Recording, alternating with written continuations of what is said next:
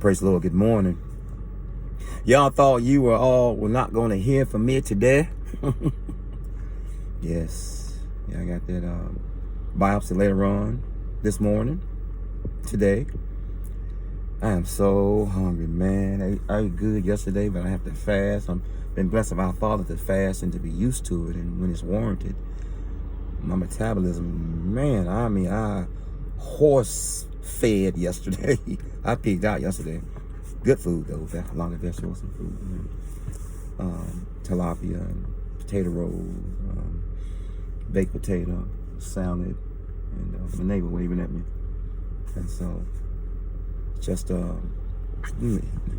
it's just deep, just trying to gain and gather my thoughts.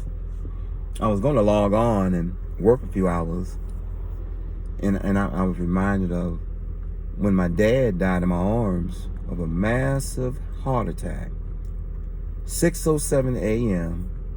in the year of the Lord 2000, and I woke up to him calling my name. We was talking to each other in our sleep. He was in the other room talking, and I was responding asleep in the other room, responding in my sleep in the other room. And so I said, "Papa, we talking to ourselves in our sleep?" He said, "Yeah, we sure are." "You want some coffee?" He said, "Yeah, you know how I like it." And I said, "Black with 2 leveled off teaspoons of sugar." And it sounded like he coughed. And I said, "Bless you, Papa. Bless you, Papa." But he didn't respond.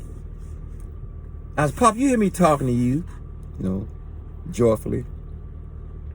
Walked in the room, regrettably. And he was flailing about, swinging, like he had a knife or something in his hand.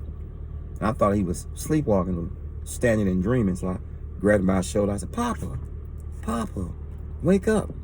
And he just looked at me like this and snot. He started grinding his teeth. Urination, defecation just started hitting all on the floor and bouncing up on my legs. And it was September 16th at 6:07 a.m. Yeah, I was there. So he falls and I catch him. We fall to the floor and I turn him over, and he was, so I knew he was in cardiac arrest. So I started CPR, first compression, pow, broke his ribs. So I grabbed the phone, down 911. "Ma'am, can you send our ambulance to 2707 Poplar Avenue?" And she said, "What's going on?" I said, "I think my dad has had a heart attack or a stroke or something." She said, "Hold on." Excuse me, I got to gather myself. She said, "Hold on." And she came back less than 30 seconds. She said, "They're on their way. Do you want me to stay on the phone with you?" And I said, "No, we got this." Hung up, called my mom. My mom's LPN, CNA. She started out as a CNA. And I said, "Mom," I said, "Papa had a heart attack or a stroke or something. I don't know." I said, "Get over here." She said, "Take a spoon and put it in his mouth. If he bite down on it, we got a chance." So I ran in the kitchen in my underwear, and came back and put it in his mouth. It was like, goo, nothing happened. He was still doing this. Xiphoid area was swollen from that rib breakage. And about that time I heard the Lord say, "You better pray." And I said, "Lord, if this is you, then you stop."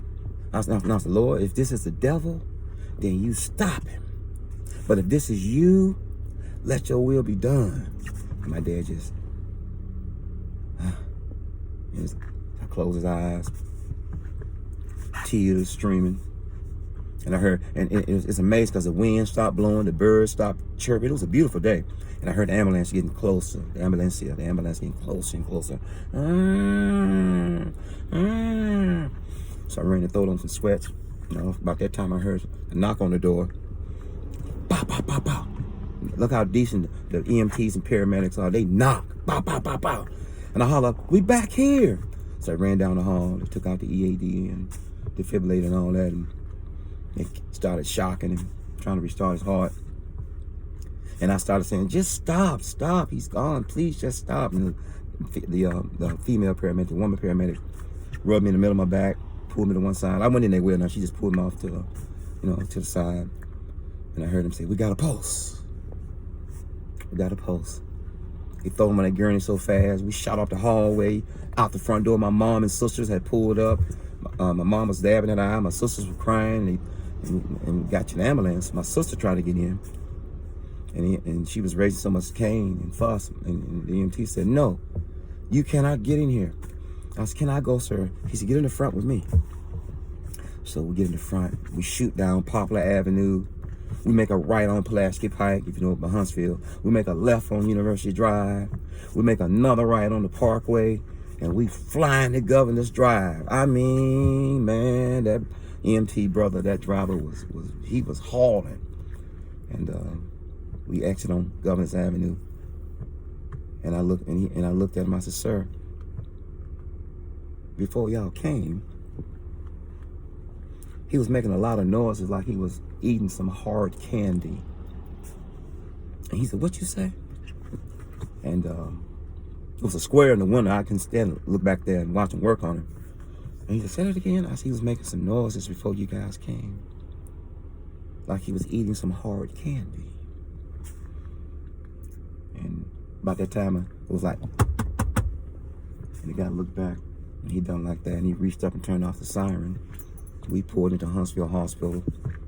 My home, Huntsville. Love my hometown, Rocket City. So he take him to the triage and emergency room. My mom, my aunts, my sisters, everybody arrives. So me and my mom sitting in the family room talking. And she said, "Well, how is he?" I said, "Mom, he died at 6:12.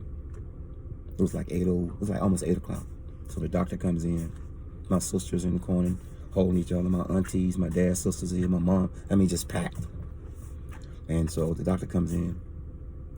So I was talking about the prestigious awards, the cardiology team he's on, and how he attended University of Alabama, Roll Tide, and my mom hit me with the elbow. "I'm sorry, but Mr. Davis didn't make it." So I hugged my mom, and she went over with my sisters in the corner. And I asked her, "Can I see him one last time?" They said, "Sure." So I'm leaning in. I said, "Pop, I let you down a lot in life. When I left the Army, I came home a mess, became a mess, but I won't let you down in life." Kissed him. Walked out to Huntsville Hospital about 8:19 a.m. I was there. And as I'm walking through the parking lot to get to my car, I see my other auntie, Aunt Annie. I love my auntie. Pull up. She said, "How's my favorite brother?" I said, "You know you shouldn't be saying that." She went down. She said, "How's he doing?" I said, "TT, he gone." So she started crying. We hugged for about 20 minutes. She said, "Well, let me get in here and console my sister-in-law and the rest of the family." And she said, "Where you going, TD?" She said, "Just sit for a minute."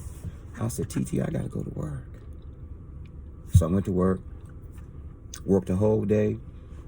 And about 15 minutes before 5, I heard the Lord say, "Quit." I said, "Lord, I get off in 15 minutes. He said, "No, quit. It's time for you to leave. It's time for you to really, really speak. It's time for you to leave." So I left Huntsville a month later, been in Chicago 22 years, DC 11, Germany 4, Korea 2, Israel a few months, Turkey, Italy, Panama, as I leave this alone.